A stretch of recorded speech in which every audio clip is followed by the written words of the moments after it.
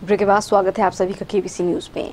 कटिहार के लड़कनिया टोला में नगर निगम के 2 वार्डों का क्षेत्र आता है, वार्ड नंबर 18 और वार्ड नंबर 19। इस मोहल्ले में एक मस्जिद है। यह मस्जिद स्थानीय लोगों के नमाज पढ़ने के लिए एकमात्र मस्जिद है, लेकिन इस मस्जिद तक जाने के रास्ते में इतनी गंदगी है कि मस्जिद तक जाना तो दूर, इस रास्ते पर चलना भी मुश्किल है। कुछ दिनों बाद ही रमजान का पाक महीना शुरू होने वाला है। लोग रमजान के दौरान नमाज अदा करने के लिए इस मस्जिद तक जाएंगे ही, लेकिन सवाल इस रास्ते को लेकर है। क्या रमजान के पाक महीने में भी लोगों को नमाज पढ़ने के लिए इस गंदे रास्ते से गुजरना होगा?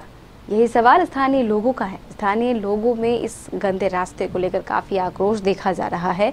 स्थानीय लोगों ने कटिहार के जिलाधिकारी मिथिलेश कुमार मिश्र से यह गुहार लगाते हुए पूछा कि आप एक ओर पूरे शहर को साफ और स्वच्छ करने का अभियान चला रहे हैं, वहीं दूसरी ओर हमें रमजान के पाक महीने में भी नमाज अदा करने के लिए क्या इसी गंदे रास्ते से होकर गुजरना होगा? अब सवाल नगर निगम की प्राथमिकता को लेकर भी है। क्या नगर निगम प्रशासन 27 मई से शुरू होने वाले रोजों के पहले इस सड़क और नाले की मरम्मत करा पाएगा?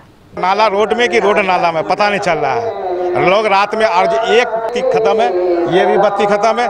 1.5 साल हो गया है। कंप्लेंट होगा, वार्ड कमिश्नर को बोलिए तो बोलते हैं मेयर को बोलिए, मेयर बोलते हैं। अब बात हकीकत ये है कि हम पता लगाएं कि अभी इसका कहा निकला नहीं है। जो रिपेयरिंग करेगा वही करेगा, तो कमिश्नर भी दोष नहीं है, ना मेयर भी दोष है। लगता है हम ही लोग दोष है, बुड़बक बना रहे, टहला रहे हम लोग। लगता है कि हमारा मोहल्ला वार्ड नंबर 18-19 ऐसा प्रतीत होता है, लगता है ना मेयर का ध्यान है न यहाँ के वार्ड कमिश्नर का ध्यान है इस पर।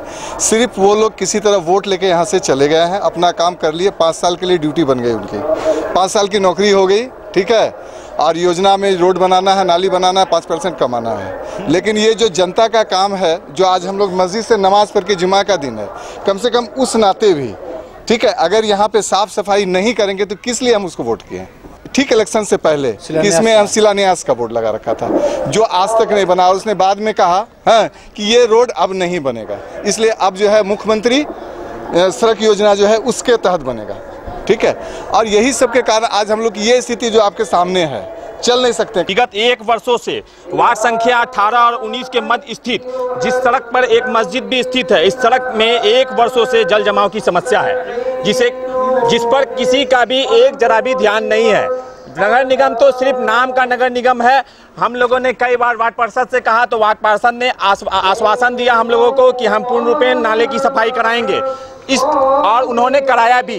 आज से तकरीबन 10 दिनों से नाली की सफाई हो रही है, लेकिन स्थिति ज्यों की त्यों है। इसी नाली में गुजर करके नाली के पानी से हम लोगों को मस्जिद जाना पड़ेगा, फिर नमाज पढ़ना है, फिर रिटर्न आना है, यानी कि 1 महीना हम लोगों को इसी स्थिति में जीना है। इसलिए मैं यही कहूँगा, अपील करूँगा डीएम साहब से कि कुछ इस दिशा में निर्देश करें, कम से कम एक बार यहाँ आकर के यहाँ का निरीक्षण करें, यहाँ की स्थितियों का।